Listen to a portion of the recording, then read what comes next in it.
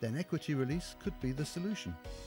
Equity Release Supermarket is a leading UK equity release advisory service that prides itself on its personal approach.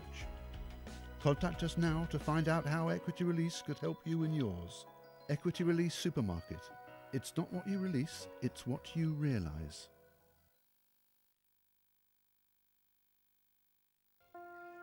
I've been a boy for 3 years and I was a girl for 6. My name is Ariel and I identify as a girl. Me turning into a man is just probably the most horrifying thing ever. A story about change. Cross hormones, I can get a deep voice, I can get a beard, I can get a flat chest.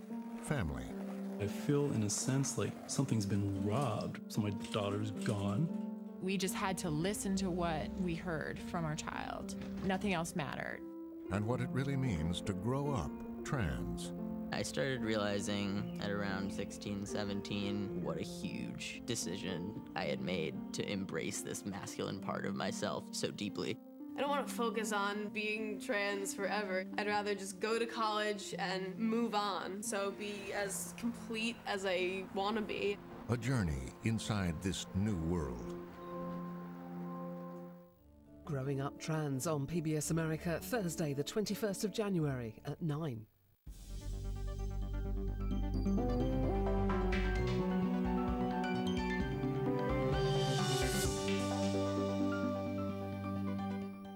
He captured the lives and emotions of the people of rural America. PBS America profiles eccentric photographer Mike Disarmer in Lost Faces of America at 10 tonight. Now we're exploring the age of the drone. Look up. Sooner than you think, you'll see a drone. Are they a nuisance? They are fun, but they do have dangerous capabilities to them. Are they Big Brother? This is the eye in the sky. This is the big enchilada of surveillance. Will they change how we see our world? For the first time in history, we can see the world from above eye level, and not out of the porthole of a jetliner. It's going to lead to a lot of complexity, really, a lot of complexity. It's going to be a very scary world. On the other hand, it may be a utopia, who knows? Welcome to the age of the drone.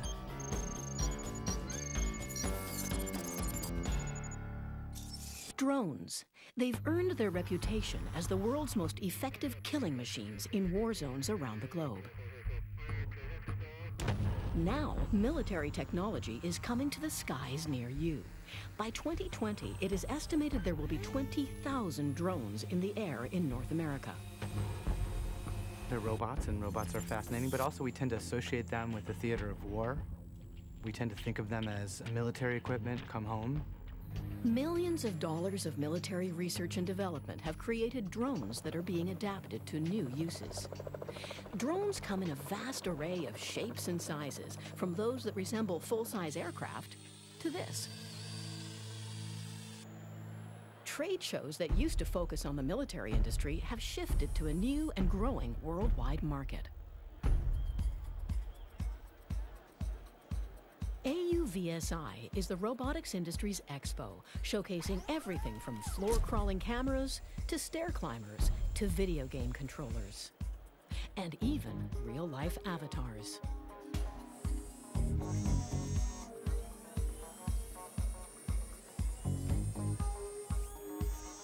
But this year, all the buzz is about drones and the switch from military to civilian applications. Now that we see the wars in Afghanistan winding down, In Situ is focused on the international and commercial market in support of gas and oil companies. We predict that this industry within the first 3 years of integration has the potential to create 70,000 new jobs in America. So this is a big industry that's only going to get bigger. Drones are looking to be the next big thing, and everybody wants a piece of the action. We in Ohio believe that we have a strong, I would say, basis to bring that industry to our state. The University of North Dakota has an unmanned aviation pilot training program. There's enough business there that companies are succeeding. There are a lot of people being employed. There's a lot of work being done. There's a lot of revenue being earned. Huge potential. Every research group that does a study says this is a multi-billion-dollar industry. And I would say that, Canada, we have the ability to lead the world in this. The industry is so new, it is still figuring out all the applications. We've sold into Chile, for forestry applications, flare stacks, oil and gas industry. So all these things are possible out in the commercial sector that have nothing to do with the military. Chris Anderson was the editor of Wired magazine, but left to create his own startup, 3D Robotics. So this is a drone. It's one of many different kinds of drones. This one's a quadcopter. What makes it a drone is that it's got a brain. It can fly by itself. It's autonomous. 5 years ago, this was military technology, $1 million.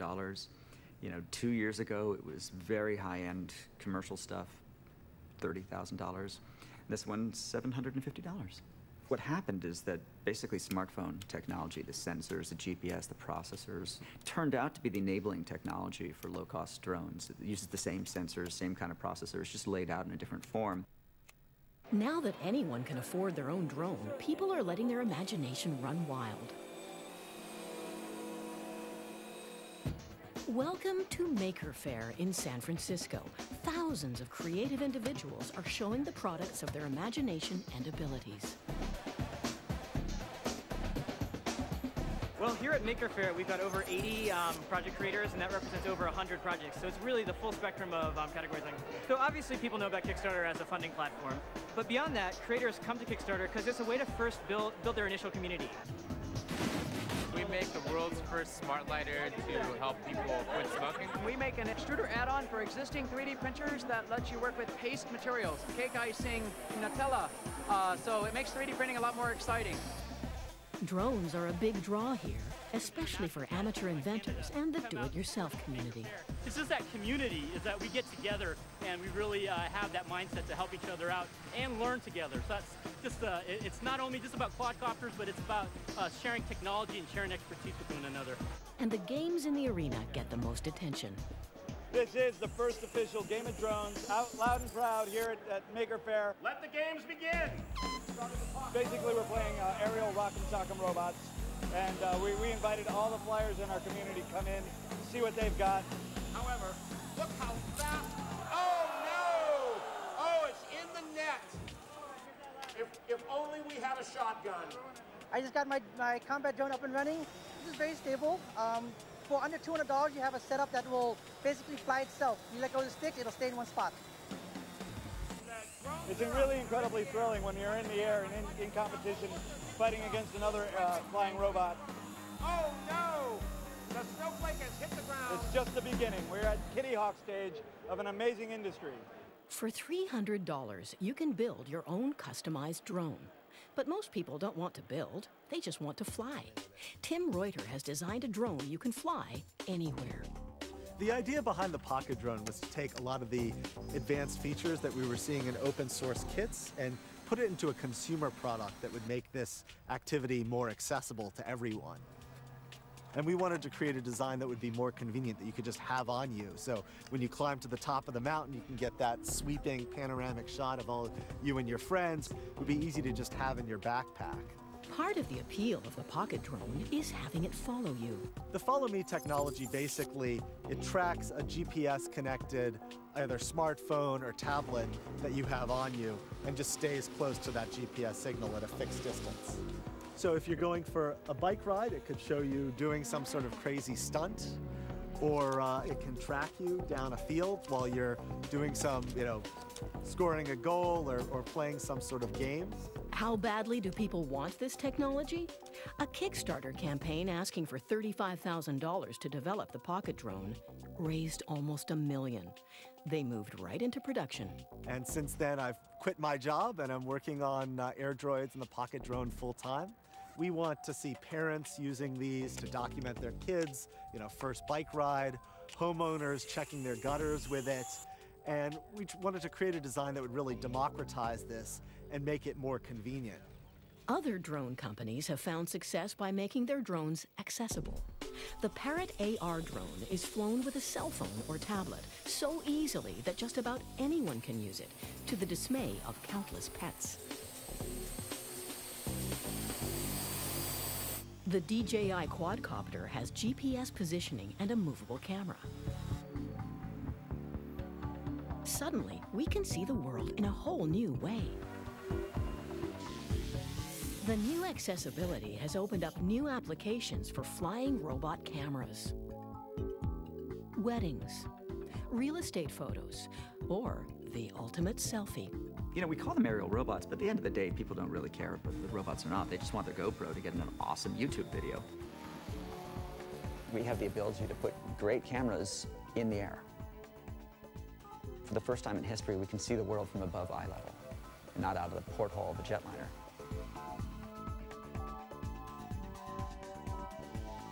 The novelty of the drone's eye view is changing how we see everything from sports to the natural world, even the news. Drones have created a new form of news reporting, drone journalism. One of the first clips to go viral showed aggressive police response to protesters in Turkey's Taksim Square in 2013. The technology has come so far down in price. The quality of stuff that you can get for just a few $100s has really changed the game. Suddenly, brutal tactics are exposed to the eyes of the world.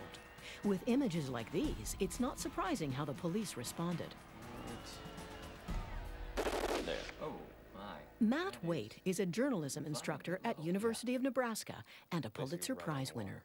I was at a digital mapping conference in Southern California in 2011 and saw this company selling a product that was a fully autonomous aerial mapping platform. And I thought of every flood, forest fire, hurricane, tornado, you know, any kind of biblical disaster that I'd ever covered as a reporter. And I'm like, here it is. I could have been doing damage assessment stories within a matter of hours had I had this thing. So I went to the dean and said, hey, let's start a drone lab and start talking about this. It just opens up all kinds of new questions about how journalists do what they do. Companies are jumping on the drone bandwagon. For Lake-made beer, drone delivery to ice fishermen was a great publicity stunt. But when internet giant Amazon announced they would use drones for delivery, they weren't joking.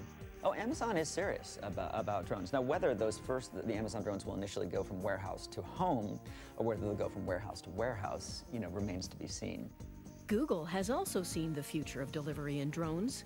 But their custom drone combines the vertical and hover abilities of the copter with the range and speed of a fixed-wing aircraft. At its destination, the drone hovers at a safe remove and drops its payload with a tether to let it land safely. Impressive, but we don't have to wait for the future to find drones doing useful jobs. ING Engineering in Ottawa has been in the drone business since the beginning, first managing Canada's drones in Afghanistan. They know how many ways drones can be helpful, like search and rescue. So search and rescue is a great application of this technology. Number one, you never do search and rescue on nice sunny days. It's a dark and stormy night, things have gone wrong for someone, and you need to go out and find them. Drones can travel over rugged terrain, use cameras with video and heat sensors to find the lost or injured with no risk to the pilot. They could even drop supplies. You maybe use a robot to actually go and deliver emergency communications. You can talk to an individual. Their chance of survival goes way up, like doubles. So that's what we can enable with robotic aviation.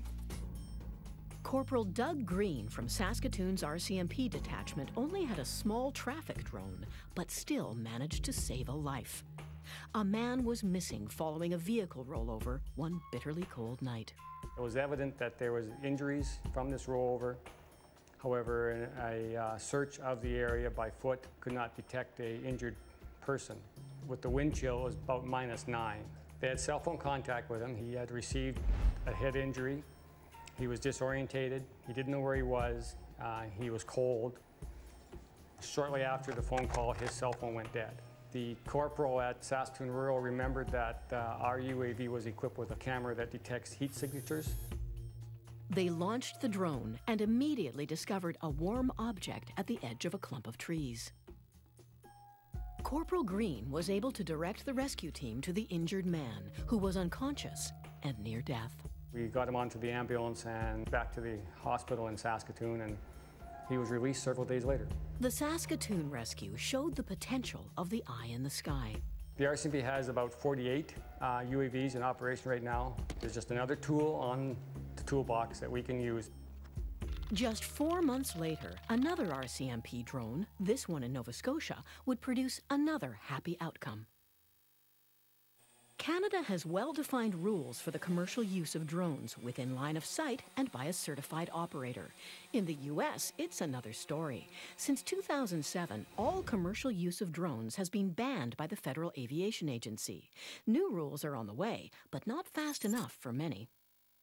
Gene Robinson is a search and rescue specialist in Texas. He tried to work around the FAA rules by creating a nonprofit organization. We are up to 30 states that we have had operations in and 4 countries. We have located 10 people so far. We've had 2 live recoveries. In the early 2000s, Robinson was an early adopter of drone technology, building his own airfoil and creating an aerial survey business specializing in search and rescue. Good to go. Today, the process is fully automated, from guiding the drone to gathering the data. Typically, the way the aircraft works is we set up a grid search to lay out a mow the lawn pattern.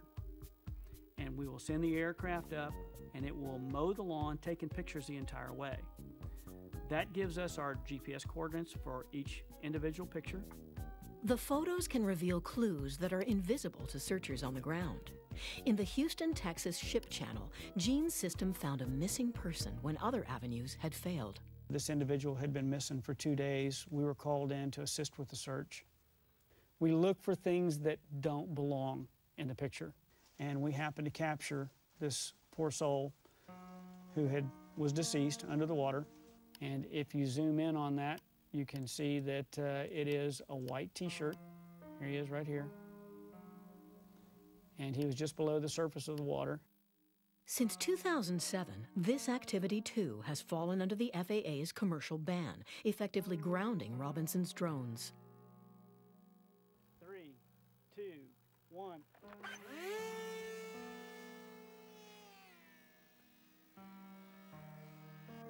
It is sometimes very heartbreaking to have been told not to be able to fly and have to tell the family that. It can be a very heartbreaking, heart-wrenching experience to say that, you know, we brought a technology, but we can't use it because we've been told by this agency that we cannot. The laws are way behind on keeping up with the technology, as they generally are. Matt Waite has also felt the impact of the FAA ban.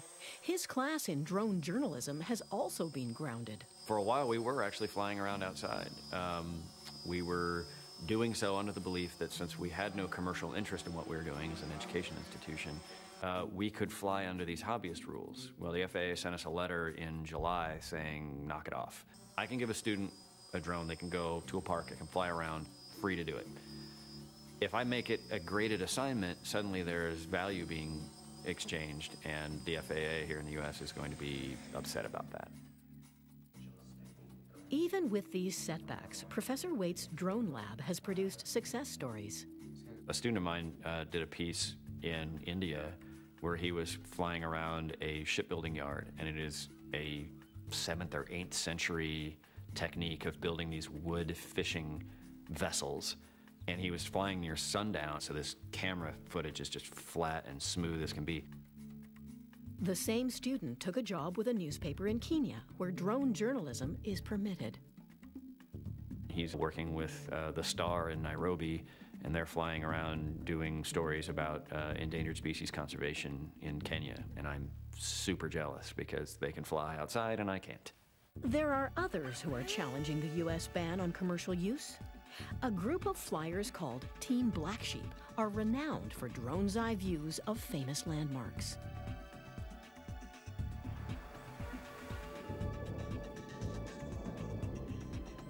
As hobbyist pilots, they were outside the commercial ban. But when team leader Raphael Perker filmed the medical campus at the University of Virginia and sold them the footage, he crossed the line into commercial use. The Federal Aviation Agency fined him $10,000, but he took them to court and had the charge dismissed. The decision is being appealed, so it's subject to being modified or even reversed. Brendan Schulman is defending the case. It provides a way forward, or at least a sign that we're going to start moving forward after 7 years of delay. Can you imagine if 20 years ago, at the dawn of the commercial internet, the government had said to businesses in the United States, Don't develop this, don't use it for commercial purposes. Wait almost a decade and we'll tell you then how you can use it. The American interest in nurturing that new industry is being put at risk by the bureaucratic delay, and to me that's really quite embarrassing.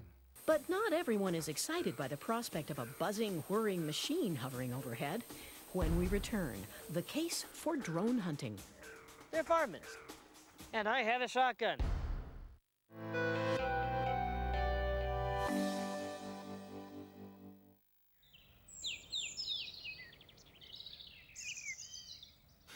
That's my kind of wake-up call. Your dinner is served, sir. What a soap opera. Always a drama. Oh, he's got guts. Scaring the big uns off. There's all sorts of beasts out there. Oh, Jack. It makes your day when nature takes your breath away. But some of our most loved wildlife is struggling to survive. It needs us to look out for it.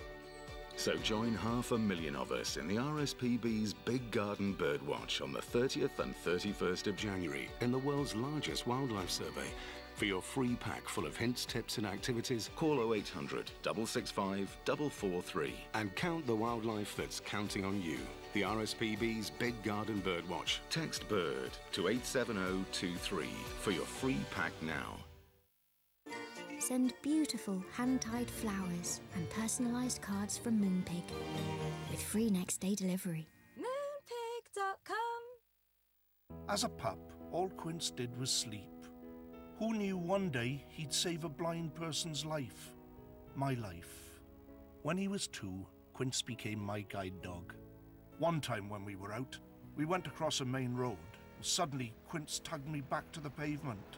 Seconds later, a car raced past. Quince saved my life.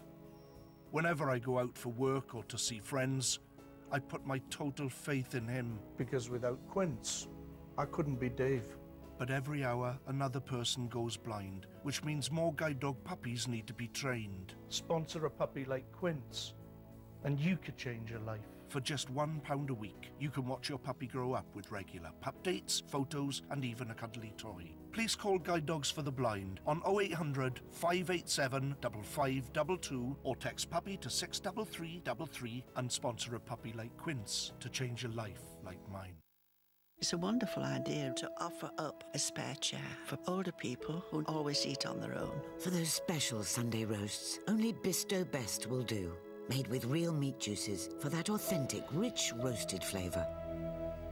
Try Bisto Best at your Sunday roast. Ah, Bisto. I honestly thought it would never happen to me.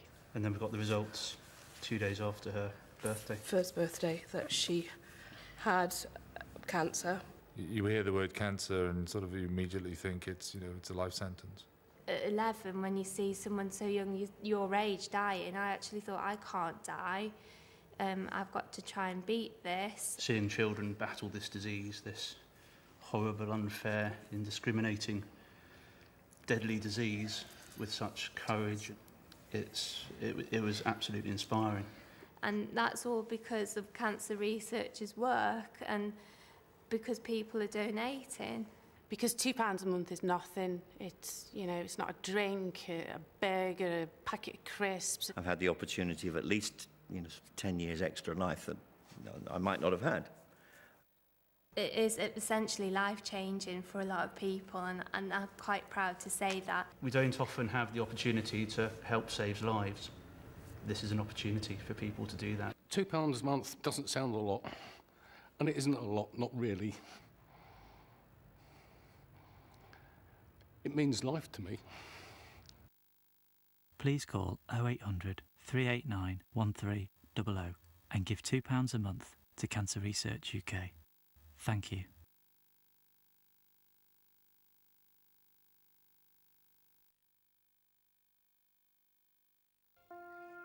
I've been a boy for 3 years and I was a girl for 6. My name is Ariel and I identify as a girl. Me turning into a man is just probably the most horrifying thing ever. A story about change. Cross hormones, I can get a deep voice, I can get a beard, I can get a flat chest. Family. I feel, in a sense, like something's been robbed, so my daughter's gone. We just had to listen to what we heard from our child. Nothing else mattered. And what it really means to grow up trans. I started realizing at around 16, 17, what a huge decision I had made to embrace this masculine part of myself so deeply. I don't want to focus on being trans forever. I'd rather just go to college and move on, so be as complete as I want to be. A journey inside this new world. Growing Up Trans on PBS America, Thursday, the 21st of January at 9.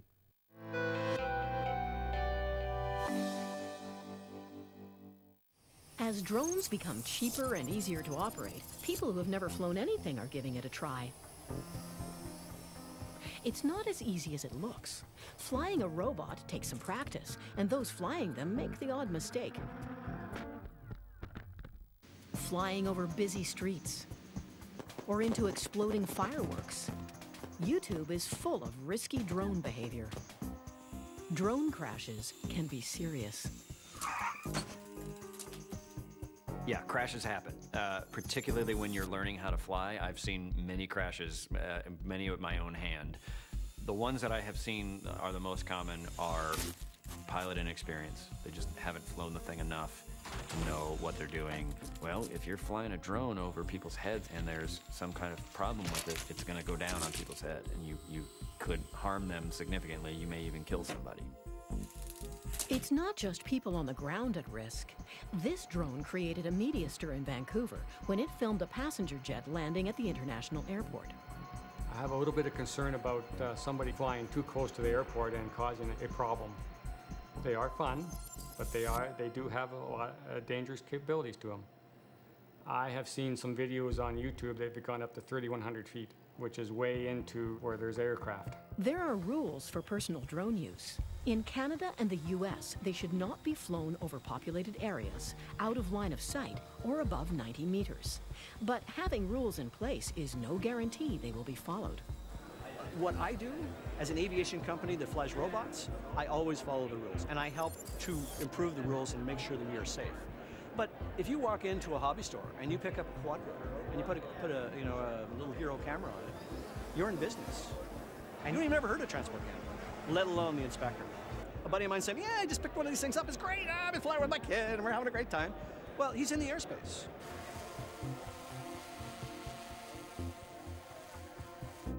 Many drones can now be flown using the onboard camera and GPS.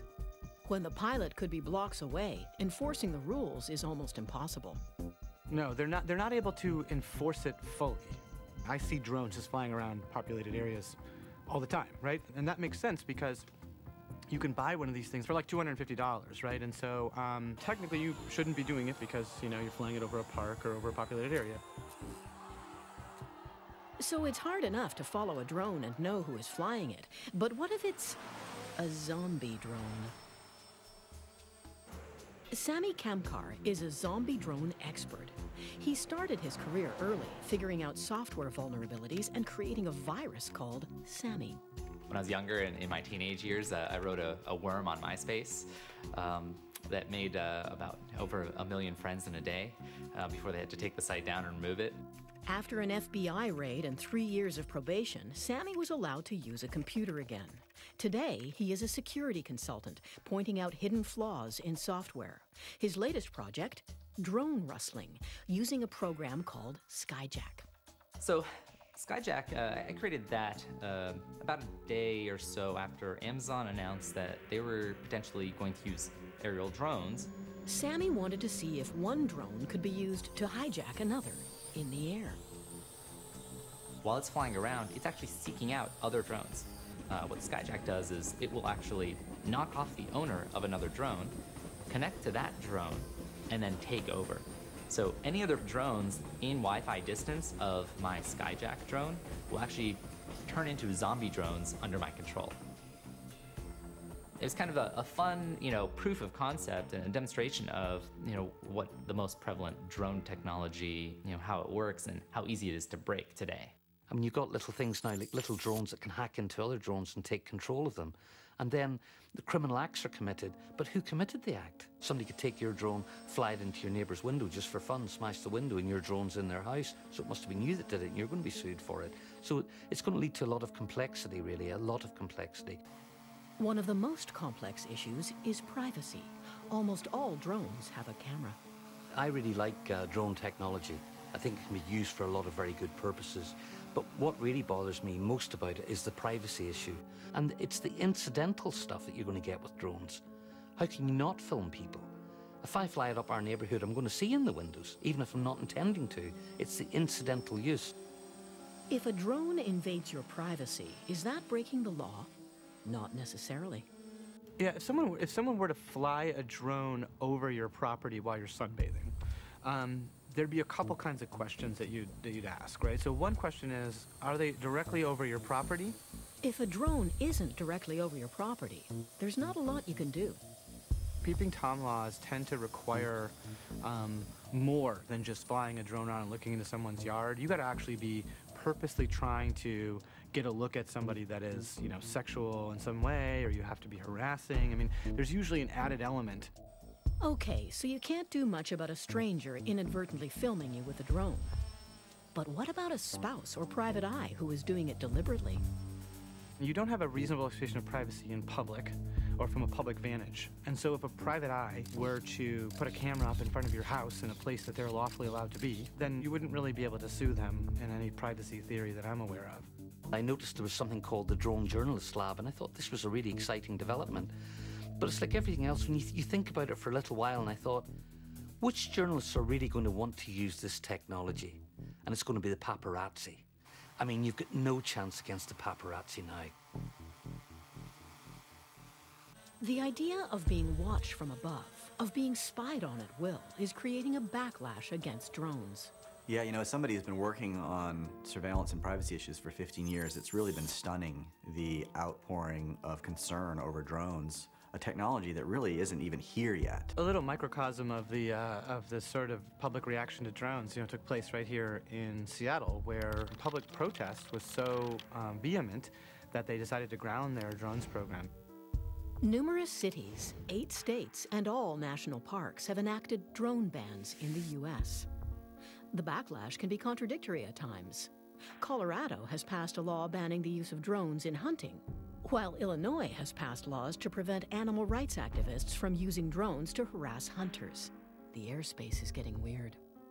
The reactions are everything from, oh, I'd love to throw a gun on that and hunt deer with it, to I intend to shoot one if it ends up in my backyard. And then you even see a kind of legitimation of that in Colorado, where they purport to issue licenses so you can only shoot down X number of drones if you should see them, which I think is clearly not okay. Deer Trail is a small town in Colorado where drones have become a big issue. I view drones as varmints. They're varmints, except they're airborne varmints. My name is Philip Steele. I'm the author of the now famous Deer Trail drone hunting licenses. I have sold drone hunting licenses to every state in the country. I've also sold 3 drone hunting licenses in Canada and 1 in France. Flying a drone into the airspace above my backyard is trespassing. Plain and simple. That's a criminal act. And I have a shotgun. Anytime I go talk to a community group, I can tell you the first person who comes up to me is going to be a private property activist. You know, if you fly that over my house, can I pull out my shotgun and shoot it? I don't know if there's any law for or against it, but let's just agree that putting bullets randomly in the air when you don't know where they're going to land is just generally a bad idea. The bad news for people who don't like drones is that drone enthusiasts love a challenge. Yeah, we heard about the guy who was shooting drones in Colorado with shotguns and wanted to get the hunting license down for that. We thought that was hilarious, and he prompted us to make a shotgun-proof drone. Well, that last shot seemed to knock it out of the sky, but for the life of me, I don't really see any damage. I wonder if this thing might lift up again. And next will be swarm drones. A lot harder to shoot. You'll have not 1 target, but 1,000 targets. It's all about trial by fire and escalation, cause and effect, so keep it coming. You can only shoot something if you can see it. One of the great advantages of military drones is their ability to operate sight unseen, high in the sky. Military funding has taken that concept to a new level. One of the big areas that people would like a lot in the military is the fly and perch function, so that you're not using so much battery. And there's one called the Hummingbird by AeroEnvironment. It's, I mean, as a roboticist, I love this stuff. I mean, it's a beautiful looking thing. It looks like a hummingbird, and it's got wings and it can fly. And the idea would then you'd perch it on the roof and it could just sit there for a long time and watch, and then you can fly it away again. Fly and perch bots could make it almost impossible to know if you are being watched.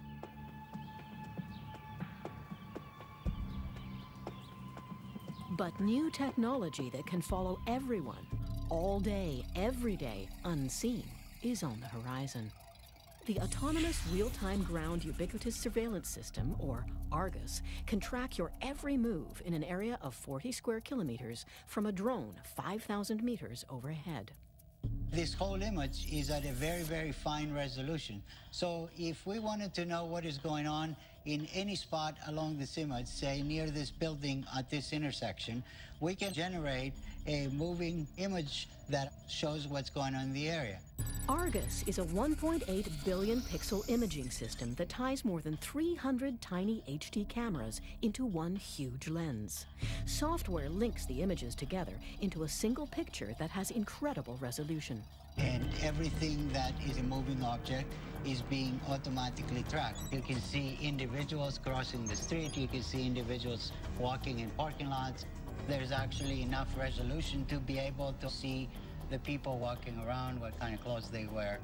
Once identified, your movement can be monitored all day long. ARGUS can be mounted on a large drone that can stay aloft for more than 24 hours at a time. Soon we will see drones that can stay up much longer. These are aircraft that fly in the upper atmosphere for between 1 and 5 years. The fear is that 24-hour surveillance could be tied into the other tracking technologies that already follow us. Cell phones are one link in the chain. As an incidental quality of how they work, cell phones need to know your location.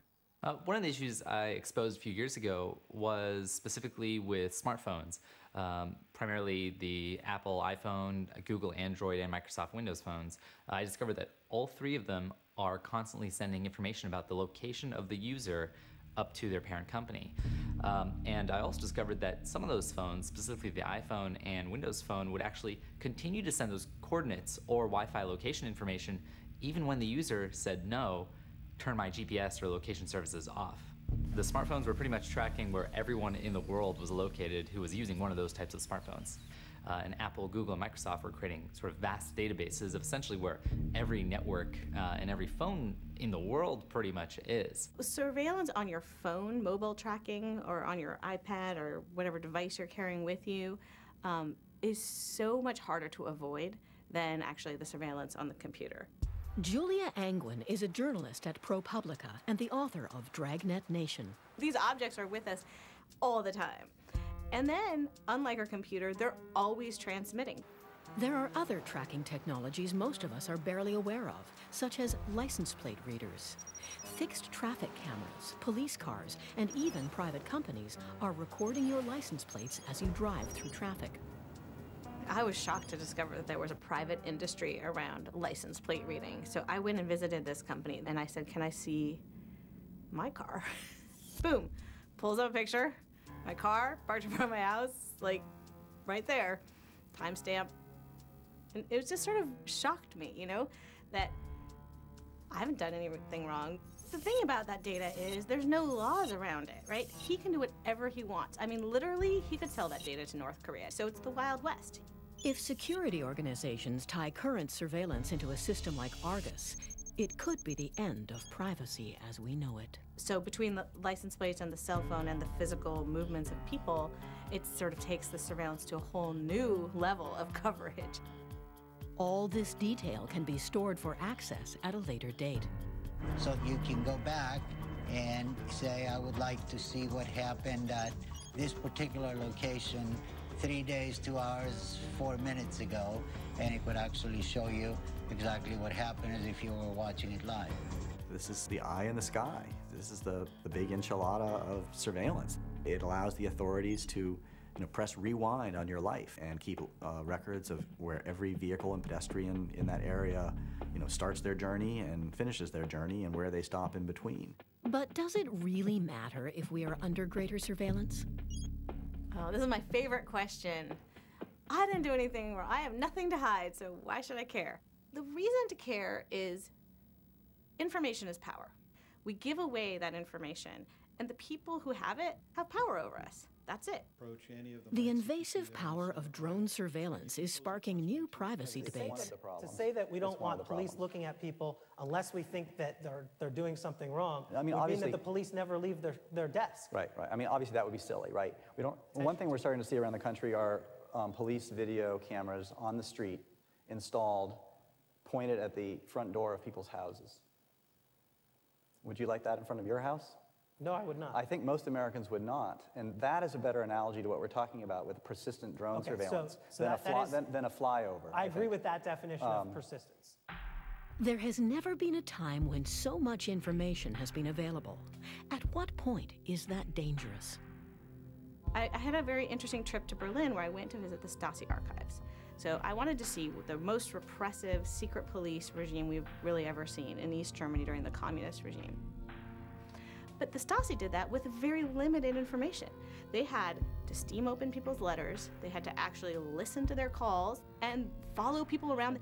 This is the kind of effort that our intelligence apparatus never has to go to.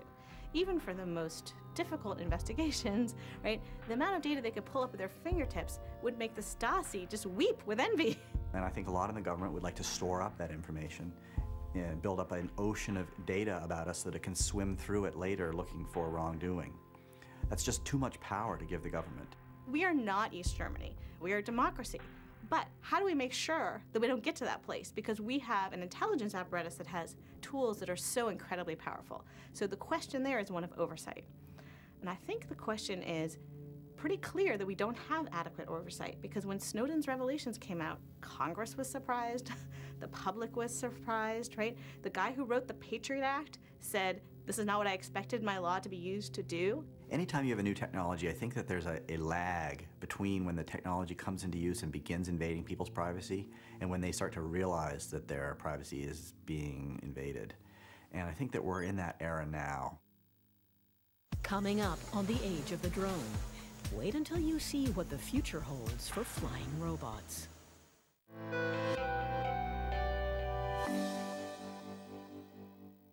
Travel deals on the internet. There are so many. How do you make the right choice? How do you get the offer you really want? It's a pain. You don't need another travel site. You need a travel tool. Kayak searches hundreds of sites without trying to sell you anything, so you can decide what's best for you. Stop searching, start finding on kayak.co.uk. If you're finding it hard to get a loan, then help is at hand. With a guarantor by your side, you can borrow up to £5,000 over 1 to 5 years with Amigo Loans. Your guarantor could be anyone aged over 18 with a good credit history.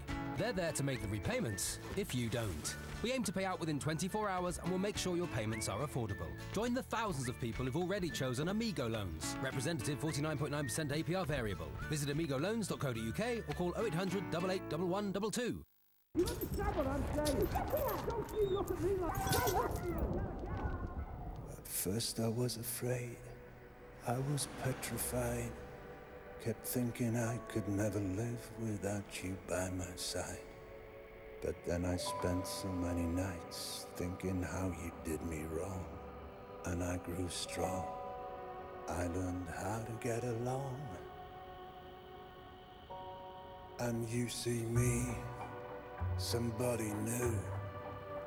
I'm not that chained up little dog who's still in love with you. And if you feel like dropping in and just expect me to be free, well now I'm saving all my loving for someone who's loving me. To give £3 a month, call 0800 472 5700 or text SURVIVE to 70907. If you're looking for beautiful bespoke fitted wardrobes, designed to not only make the most of your space, but maximize it too. With tailored storage solutions created just for you. Then trust Sharps. Our half-price sale is now on. Call or click for your nearest showroom or free home design visits. Sharps, created with you. Syria is in the grip of the world's largest ever humanitarian crisis. More than 7 million children have lost everything. Many have been hurt or seen family killed. These children fled their homes with nothing, and now there is a new threat. Winter is here. They face freezing temperatures with no way of keeping warm. They are cold and they are frightened. Without shelter and blankets, children will struggle to survive. Yet just £3 could help buy a thermal blanket. Please, text blanket to 70007. UNICEF is on the ground distributing blankets and supplying clean water and medicines. Yet more children need our help. This winter, your donation will be matched pound for pound by the UK government. So please text blanket to 70007 so that UNICEF can provide whatever it takes to protect these children. Thank you. Friends, time was you were never apart. Life now makes it harder to get together. But that shouldn't stop you playing together with friends, old and new. Mecca Bingo. Play at home, when you're out and about, and when you can get together, get down to a Mecca Bingo club. Spend £10 on bingo, play with £50, plus £10 to spend in any Mecca club, because the friends that play together, stay together. Mecca Bingo. Come and play at our house.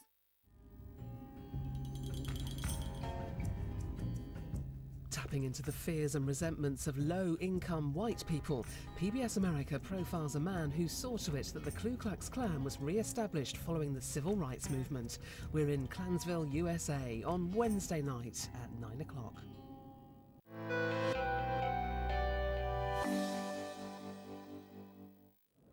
On a windy prairie airstrip, a line of tents shelter engineering teams from over a dozen schools. This is the 6th Unmanned Systems Canada Student UAV competition. 13 teams participate in this mission, so they need to design, build and fly unmanned aircraft systems for the agriculture, mining and oil and gas industry. The demands are heavy. A few of us that got about 2 hours sleep, a few of us got 4 hours sleep, and a lot of us got no sleep. So. But it's a chance to get real-life experience in a field that's loaded with potential. It's hands-on experience, and that's something that kind of lack in the classroom. You go to a lecture, you do homework, you don't really get any outside experience. The only people I've ever met who are into this kind of stuff are the people I meet at my own school, in my own program for the most part. No one is more aware of how fast the technology is moving. It's not like you can just bring the same thing year after year and keep winning. So you really need to stay ahead of the game and keep improving your system year after year. Kind of funny when you run into a team from Turkey, for example, and they're running the same sort of equipment that we are and came up with the same ideas. So it's really fascinating. The wide variety of systems being used to accomplish the given task, site survey and mapping, show the scope of possibilities in this field.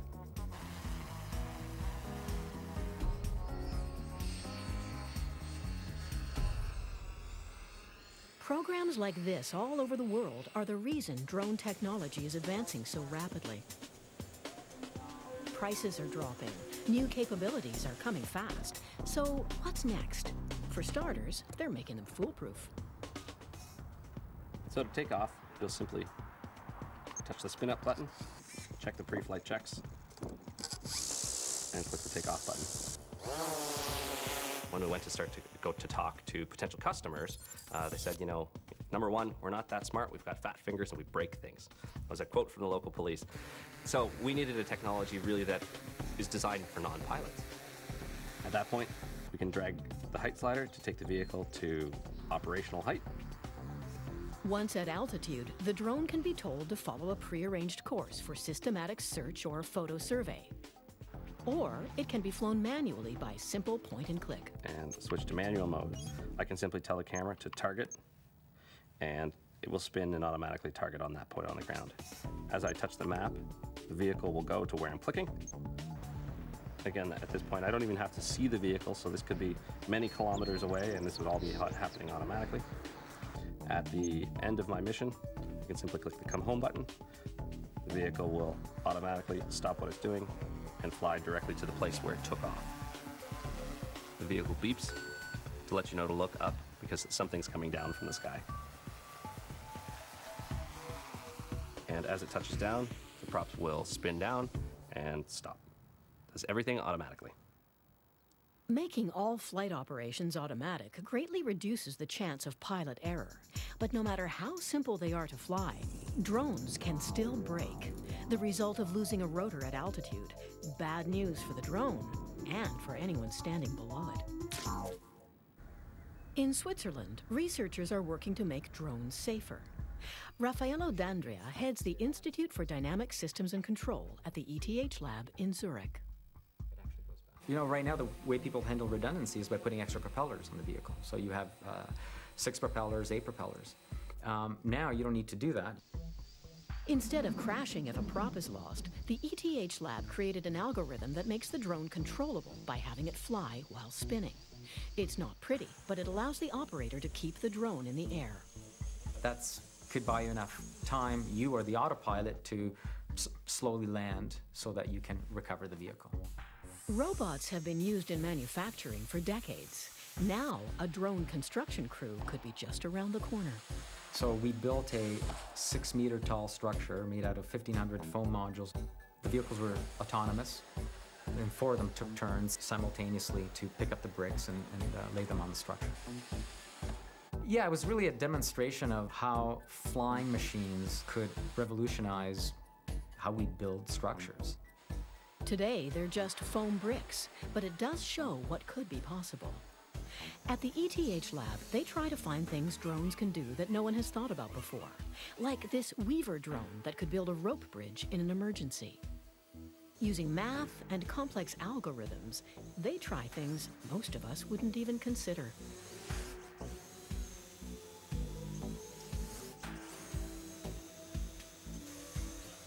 Sometimes even they are surprised by what drones can do. You know, the 3 vehicles working together to throw the ball up in the air, that's a great demonstration of what vehicles can do collectively. You know, it's clear that one vehicle alone wouldn't be able to do this. They need to really coordinate their actions in order to propel a ball up in the air. What's amazing is, you know, this propelling up motion. That looks very violent, but that never fails. So we dream these things up, and then we try to do them.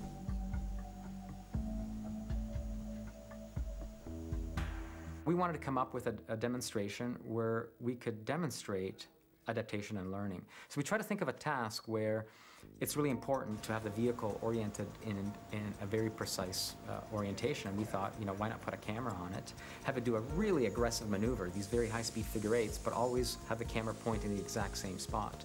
The object is to have the drone loop around both subjects, staying focused on their heads as it circles. The camera shows the drone has a great deal of difficulty as it begins, but it learns quickly. So it starts and it does a pretty bad job at the beginning, so it has to learn and adapt. The drone continually modifies its flight path in search of the best results. As it's flying and it's learning, it can compensate for the difference between what it thought reality was to what it actually is. I mean, this is what we do all the time as human beings. If we play sports, if we're playing basketball, you know, we grab a ball and we shoot it, it doesn't go in, we modify our actions based on what we observe, and, you know, it's learning. Again, it's one of those things, once you figure out how to break the problem down and execute it, all the components are, you know, they're not magic. You put the whole thing together, it does look like magic. 10 years from now? I don't know. The University of Pennsylvania's robotics lab is also exploring new possibilities. One of the most fascinating applications of drones is the drone swarm, where a large number of drones operate sharing a collective hive mind. When you talk about swarms, naturally there's some notion of the collective that immediately comes to mind. So yes, it is about collective intelligence. The lab is also testing just how fast and precise drones can be. So we're interested in these high-speed, aggressive maneuvers because in some sense they represent the limits of what our systems can accomplish. They also are demonstrating superhuman performance. They can maneuver much faster than humans can. Drones can already navigate outdoors by GPS, but what about indoors? New 3D mapping technologies are solving that problem. The only way you can tell where you are is relative to features that you observe. So in some sense, our robots have to estimate where they are in the environment roughly 100 times a second in order to just survive. The end game is a super tool for emergency response. So I look forward to the day when there's a 911 call, and by the time the person has hung up, robots storm the building, dashing through the building at 4 to 5 meters per second.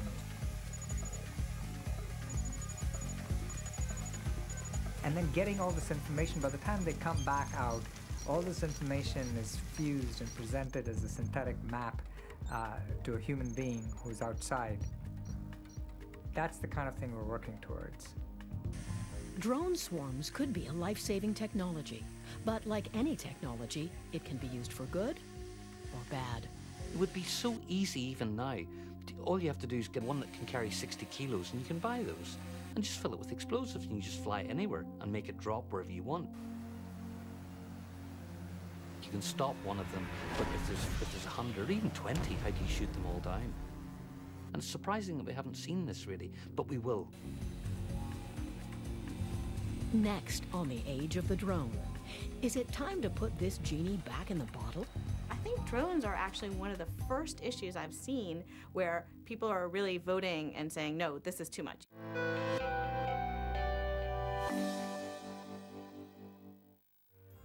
What does a good teacher make these days? They make the complex understandable and the mind-boggling magical. They make eyes widen and mouths drop. They make students look again and change their perspective. They make sense of matter and of what matters. And if you want to know what else a good teacher makes, it's probably more than you think. Apply now. Search Get Into Teaching. The horn of a unicorn is a powerful thing. Their superconductor powers will make streetlights shine whiter, televisions brighter, and food cook quicker. We call it HD electricity.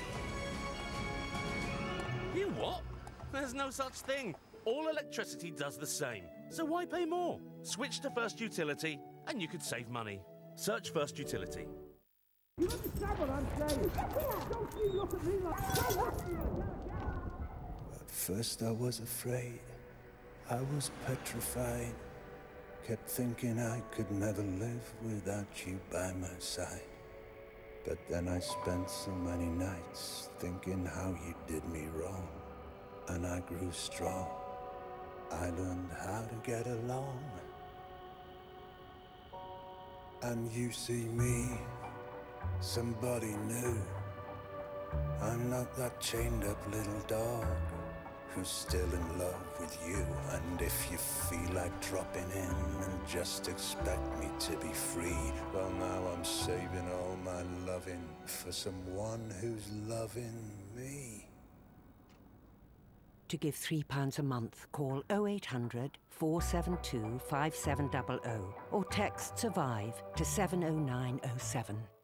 I love this house. Thanks, it's great. But with my growing family, I don't know how we're going to manage with only one bathroom. Try Saniflow Macerator. Peter and I used one to install our new bathroom. It was easy, and we saved so much money because we didn't have to dig up the floor. Saniflow macerators and pumps can be used anywhere in the home. You can also install a bathroom in the garage or even under the stairs. And all the products are available nationally through plumbers and builders merchants. Looks like I'm going to get that second bathroom after all. Saniflow. Install a bathroom anywhere. At Gorillascope, we get your business on TV. We create targeted advertising campaigns that reach your specific audience. Anytime, any channel. Monitoring response on a minute-by-minute basis. We'll research, plan, and deliver your ad to ensure a successful campaign. So isn't it time Gorillascope put your business on TV? TV advertising has never been so easy. Can you hear the pitter-patter of tiny feet? No. Lovely, isn't it? Definitely no kids. You won't find kids on a Warner break, but what you will find right now is a discount of up to 50% in the early bird sale. And you know what they say about early birds? They get the juiciest deals.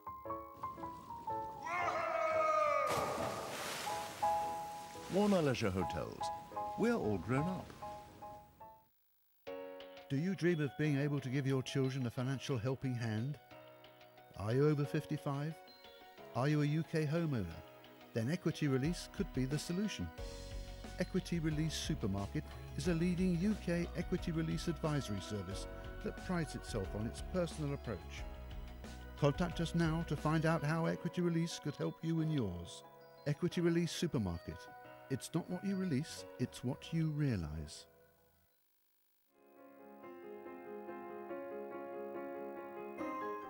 The option of changing one's sex is now available at a much younger age than a generation ago.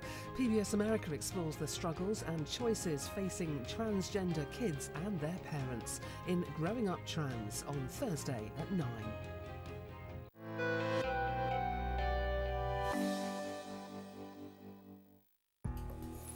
If the age of the drone is upon us, should we be worried?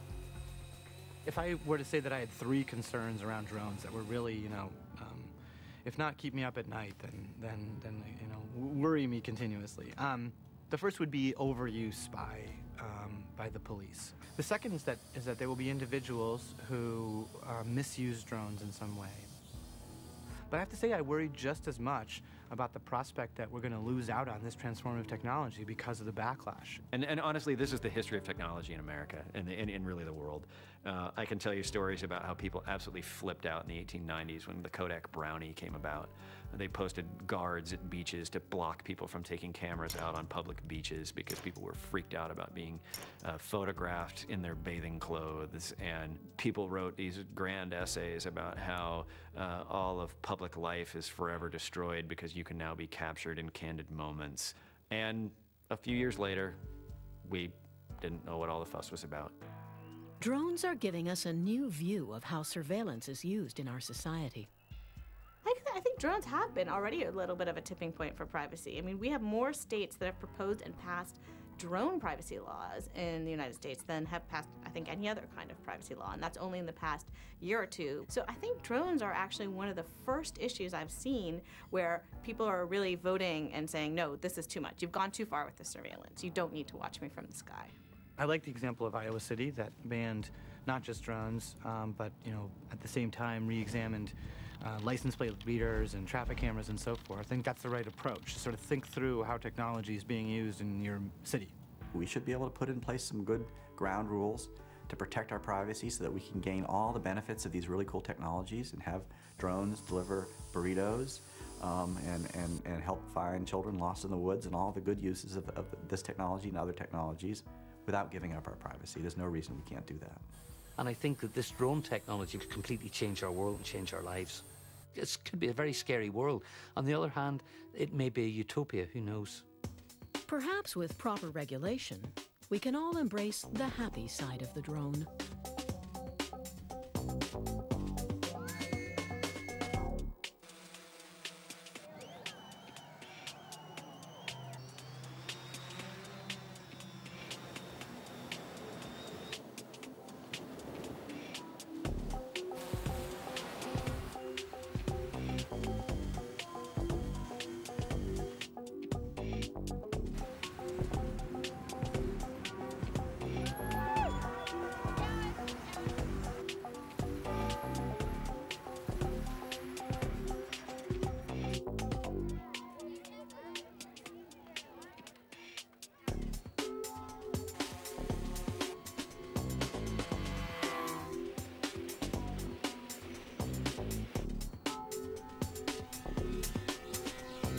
In 10 years, I think that you'll ask any reporter at any newsroom, are you guys going to use a drone to cover that brush fire? And they're going to look at you like you're insane.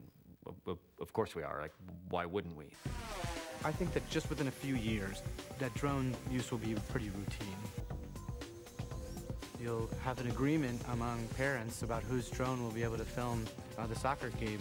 You know, I mean, I think these kinds of things are going to be embedded into daily life sooner than you think. We adapt to technology. A technology comes along, we apply our values and our morals and our ethics to them. We incorporate them into our society and we move along. And this is no different. This is going to happen someday. But it's going to be interesting while it happens.